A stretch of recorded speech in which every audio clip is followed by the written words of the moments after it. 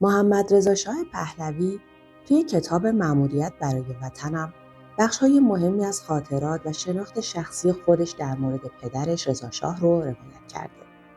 از ویژگی‌های شخصیتی و اخلاقیش گرفته تا رفتارهایی که رضاشاه در خلوت به خصوص در مورد پسر ارشدش داشت. محمدرضا شاه همچنین در مورد رابطه پدرش با روحانیون و دلیل مخالفت شدید اون با دخالت روحانیون در امور کشور توضیحاتی رو ارائه داده که نکات قابل توجهی رو در خودش داره. لطفاً تا انتهای این ویدیو همراه ما باشید و قبل از اینکه وارد داستان بشیم با سابسکرایب کردن کانال و کامنت و لایکاتون از ما حمایت کنید. در سراسر دنیا پدر میتونه تأثیر خیلی زیادی توی شکل‌گیری شخصیت، اخلاق و طرز فکر فرزنداش داشته باشه. من هم از این قاعده مستثنا نبودم. پدرم قبل از هر فرد دیگری در شکل‌گیری شخصیت و اخلاق من نقش داشت. البته همونطورم که قبلا اشاره کردم، هیچ وقت نتونستم تصویری کاملا شبیه از اخلاق و شخصیت اون در خودم ایجاد کنم. به همین دلیل لازم میدونم در بخشی از کتابم در مورد ویژگی‌های اخلاقی و شخصیتی پدرم رضاشاه کبیر صحبت کنم.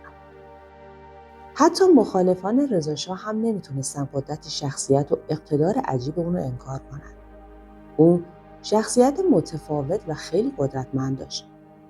جوری که میتونست توی یک لحظه خیلی خوش برخورد و مهربون باشه و لحظه دیگه چنان مقتدر و جدی ظاهر بشه که دیگران رو تحت تاثیر قرار بده. افراد قدرتمند و با اراده زیادی در اطرافش بودن، اما گاهی فقط یک نگاه رضاشاه کافی بود تا حتی چنین افرادی هم احساس ترس و اضطراب کنند. یکی از توانایی‌های برجسته پدرم شناخت سریع آدم‌ها بود. اون معمولاً از همون برخورد اول میتونست نقاط ضعف و قدرت افراد و همچنین میزان درستکاری یا نادرستی رفتارشون رو تشخیص بده. انگار که با نگاهش میتونست به عمق شخصیت افراد نفوذ کنه. به همین دلیلم خیلی از کسانی که باهاش ملاقات میکردن جرئت نمیکردن مستقیم توی چشماش نگاه کنن. اما برخلاف تصویری که شاید بعضی ازش داشتن، پدرم در زندگی شخصی مردی مهربان و دلسوز بود، به خصوص نسبت به اعضای خانواده‌اش. وقتی در کنار خانواده قرار میگرفت، اون سختگیری و جدیتی که توی محیط کار و امور کشور داشت، جای خودشو به محبت و صمیمیت میداد. این رفتار رو من به عنوان پسر ارشد و ولیعهد کشور بیشتر از هر کس دیگه‌ای تجربه کردم. اون حتی با من گاهی بازی میکرد و با محبت واسم آواز میخوند. البته هیچ وقت چنین رفتارهایی رو در برابر دیگران نشون نمیداد. از ویژگی‌های مهم دیگه رضاشاه، ساده‌زیستی و دوری اون از تجملات بود. برخلاف خیلی از افرادی که بعد از اینکه به مقام و قدرت میرسن تلاش میکنن با نمایش ثروت و تجمل دیگران رو تحت تاثیر قرار بدن، پدرم علاقه‌ای به چنین زندگی نداشت. حتی با وجود اینکه خیلی از پادشاهان به زندگی پرزرق و برق علاقه داشتن، رضاشاه تا حد زیادی از تجملات دوری میکرد. توی بیشتر سالهای سلطنتش لباسهای ساده میپوشید و حتی توجه داشت که جورابهاش هم ساخت ایران باشه. چکمه‌هاش معمولی و گاهی کهنه بودن و توی جیبش معمولاً فقط یه دستمال پارچه‌ای و یه قوطی سیگار نقره‌ای وجود داشت که سیگارهای ایرانی رو توش نگه می‌داشت. البته ساده پوشی اون به معنای بی‌توجهی به نظافت نبود. اتفاقاً هر روز چکمه‌هاش رو به خوبی تمیز و براق می‌کرد و نکته جالب توجه این بود که خودش این کار رو انجام میداد. در مورد غذا هم همین سادگی رو میشه دید. رضاشاه علاقه‌ای به غذاهای تجملاتی نداشت و معمولاً غذاهای خیلی ساده می‌خورد. معمولاً صبحانه‌اش فقط یه لیوان چای بود و برخلاف صبحانه‌های معمول ایرانی معمولاً نون و پنیر و تخم مرغ نمی‌خورد. نهار و شامش هم بیشتر برنج و مرغ آبپز بود. حتی محیط کارش هم تقریباً همون سادگی شخصیتش رو داشت. یه صندلی ساده و قدیمی، یه نیمکت چوبی، یه میز خاتمکاری بسیار زیبا که سالهاست منم ازش استفاده میکنم. یه قالی کوچیک و نقشه بزرگ و دقیق از ایران روی دیوار. اینا بخشای مهمی از وسایل دفترشو تشکیل میدادن. رضاشاه شبا هم روی تشکی که روی زمین پهن میشد میخوابید و علاقه‌ای به خوابیدن روی تخت نداشت. من هم گاهی مثل پدرم روی زمین استراحت میکنم.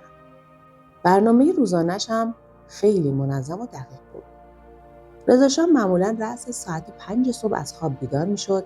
بعد از حمام و اصلاح صورت که با سرعت زیادی انجامش میداد، یه لیوان چای می نوشید و همون موقع گزارش‌ها و اخبار آماده شده در مورد کشور رو مطالعه میکرد. ساعت 5:30 صبح وارد دفتر کارش میشد. ابتدا رئیس دفتر مخصوص خودش رو ملاقات میکرد و بعد به دیدار افرادی میرفت که از قبل احضار شده بودن. بعد از اونم جلسات و گفتگو با وزیران آغاز میشد و معمولاً تا ساعت 11:30 ادامه پیدا میکرد. بعد از صرف ناهار از ساعت 2 بعد از ظهر دوباره کار رو از سر میگرفت. عصرها هم یا برای بازرسی از بخش‌های مختلف ارتش میرفت یا طرح‌های عمرانی و اداری مهم رو بررسی میکرد. جلسات هیئت وزیران هم معمولاً در ساعات بعد از ظهر و با حضور پدرم برگزار میشد. از ساعت 6 تا 8 شب گزارش‌هایی رو که توی روز دریافت میکرد بررسی میکرد. شام رأس ساعت 8 صرف میشد و تا ساعت 10 شب یعنی زمان خواب همچنان مشغول فکر کردن، برنامه‌ریزی و رسیدگی به مسائل مختلف کشور بود. رضاشاه بارها تاکید میکرد که حتی زمانی که در رخت خواب است، ذهنش همچنان درگیر مسائل کشوره و در واقع اجازه نمیده زمانش بیهوده سپری شه. نظم و دقت زیاد از ویژگی‌های برجسته پدرم بود. زمانی که برای ادامه تحصیل به اروپا رفته بودم، پدرم تاکید کرده بود که هر هفته گزارشی از میزان پیشرفت من در درس فارسی که زیر نظر معلم خصوصیم بود براش ارسال شه. یک بار این گزارش به دلیل تأخیر در اداره پست دیرتر از زمان مقرر ارسال شد. رضاشاه بلافاصله برای معلم من تلگراف فرستاد و بابت این تأخیر انتقاد شدیدی ازش کرد. اون تقریباً زمانی رو به شکل مشخص برای تفریح و استراحت کنار نمیذاشت. شاید تنها 1 یا 2 بار در سال چند ساعت برای شکار میرفت. ورزش مورد علاقه پدرم پیاده روی بود. چون هنگام راه رفتن بهتر فکر میکرد. حتی گاهی هم توی دفتر کار خودش قدم میزد.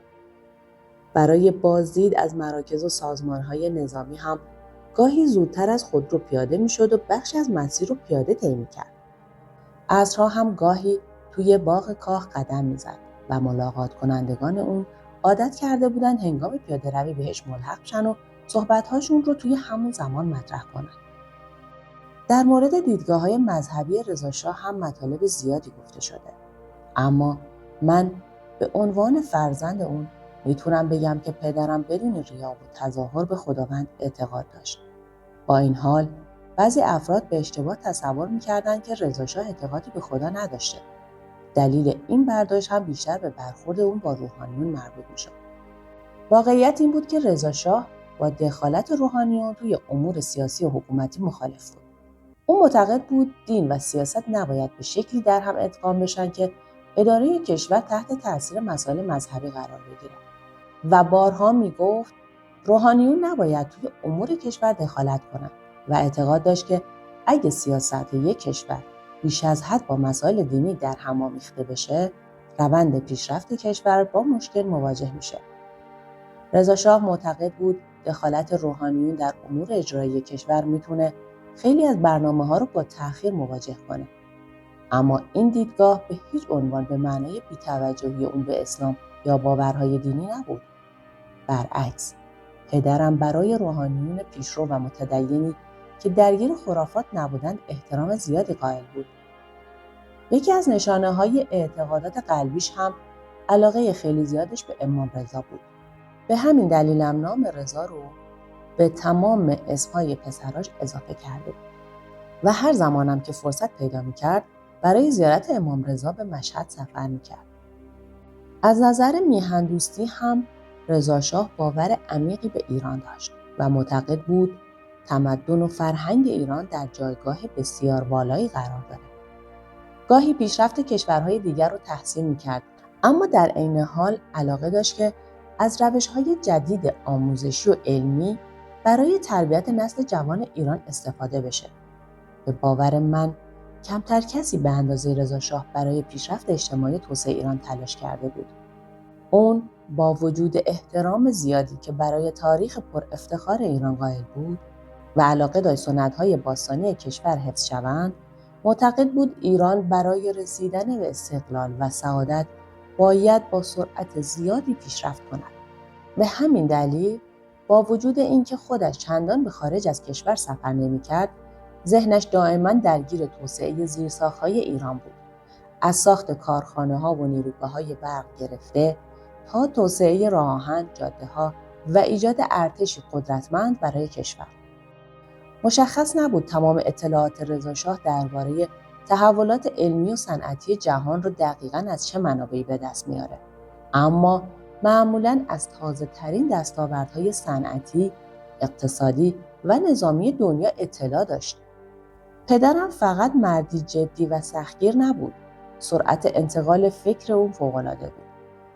خیلی کم حرف میزد، بیشتر فکر میکرد و بعد خیلی سریع تصمیم میگرفت و عمل میکرد. وقتی رضاشاه صحبت میکرد، معمولاً جملاتش کوتاه، مستقیم و پرمعنا بودن. منم تلاش کردم در جایگاه ولیعهدی کشور تا حد امکان از این ویژگی‌های پدرم الگو برداری کنم و مثل اون جدی، منظم و نسبت به آینده کشورم مسئولیت پذیر باشم. حالا که دیگه پدرم در این دنیا نیست و من پادشاه کشور هستم، احساس میکنم باید همانند اون شبانه روز برای پیشرفت و آبادانی ایران تلاش کنم. از اینکه تا انتهای این ویدیو همراه ما بودین از شما سپاسگزارم. اگه از این محتوا خوشتون اومد لطفاً ویدیو رو لایک کنید تا بیشتر دیده بشه و اگه هنوزم عضو کانال نشدین لطفاً همین حالا کانال رو سابسکرایب کنید و زنگوله رو هم فعال کنید.